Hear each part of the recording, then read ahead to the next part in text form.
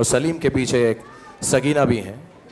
বর্তমান সময়ে বলিউডের সবচেয়ে প্রভাবশালী তারকাদের একজন শাহরুখ খান। তবে তার সাফল্যের পথে এমন একটি ছোট ঘটনা আছে যা আজও তাকে অনুপ্রেরণা দেয়। কিংবদন্তি অভিনেতা দিলীপ কুমারের দেয়া এক আলতো চর শাহরুখের ভাষায় যা তার জীবনের মোড় ঘুরিয়ে দিয়েছিল। और उस मुसाफिर के पीछे एक लीडर, एक आज़ाद, एक कोहिनूर भी है। 2001 সালের জি সিনে অ্যাওয়ার্ডসের মঞ্চে সঞ্চালনা করতে গিয়ে শাহরুখ প্রথমবার সেই স্মৃতির কথা জানান। তিনি বলেন, ক্যারিয়ারের একেবারে শুরুর দিকে মুম্বাইয়ে দেখা হয় দিলীপ কুমারের সঙ্গে। দেখা হতেই বর্ষিয়ান অভিনেতা তার গালে হালকা করে চর মেরে বলেন, কঠোর পরিশ্রম করো।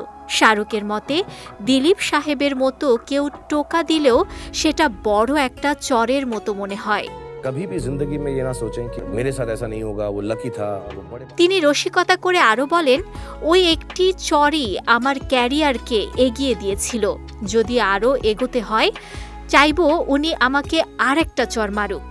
বলিউড বাদশার মতে একটি সাধারণ চরও কখনো কখনো বদলে দিতে পারে পুরো জীবন। हिंदुस्तान में हर कलाकार ने दिलीप साहब से कुछ ना कुछ उधार लिया है। এই ঘটনার ঠিক এক বছর পরই শাহরুখ অভিনয় করেন সঞ্জয় লীলা বনসালির বহুল প্রশংসিত চলচ্চিত্র দেবদাসে। এই ছবি তার অভিনয় জীবনে নতুন উচ্চতা এনে দেয় এবং বলিউডে তাকে আরও দৃঢ়ভাবে প্রতিষ্ঠিত করে। দিলীপ কুমারের স্ত্রী সায়রা বানুও শাহরুখকে স্নেহ করতেন।